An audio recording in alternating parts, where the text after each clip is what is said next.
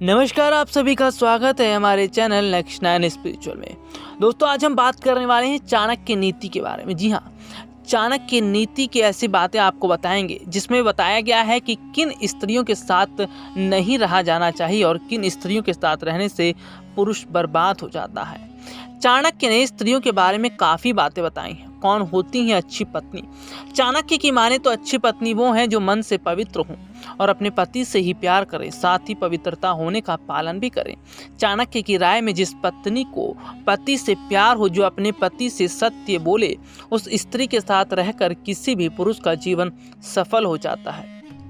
दूसरा, कब होती है पत्नी की परीक्षा? चाणक्य के विचार में जब आप अपने सबसे भरोसेमंद व्यक्ति को किसी खास काम के लिए भेजते हैं तो उस समय उसकी नीयत का पता चलता है और सुख दुख में दोस्तों की पहचान होती है। वहीं जब आपके पास धन यश ना हो तो पत्नी की परीक्षाएं होती हैं। तीसरा, पत्नी का बलिदान भी करना चाहिए। चाणक्य ने अपने श्लोक में ये कहा है, जब आप पर भारी संकट आए तो अपने धन को बचाएं, साथ ही अपनी पत्नी को भी बचाएं, लेकिन जब बात आत्मसम्मान की आती है तो ऐसे में धन और पत्नी का बलिदान भी करना चाहिए, हिचकिचाना नहीं चाहिए।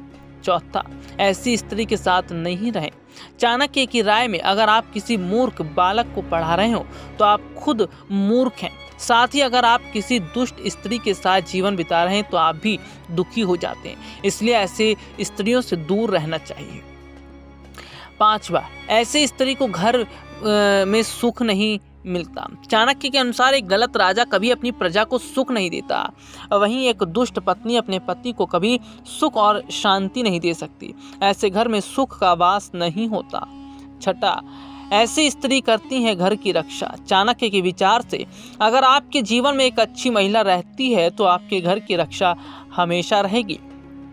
जैसे धन से धर्म की रक्षा होती है, साथ ही चाणक्य के अनुसार एक पति को अपनी ही पत्नी से संतोष कर लेना चाहिए, चाहे वो रूपवती हो या अथवा असाधारण। जो इन बातों का पालन करता है उसकी जिंदगी में कभी भी परेशानियां नहीं आती।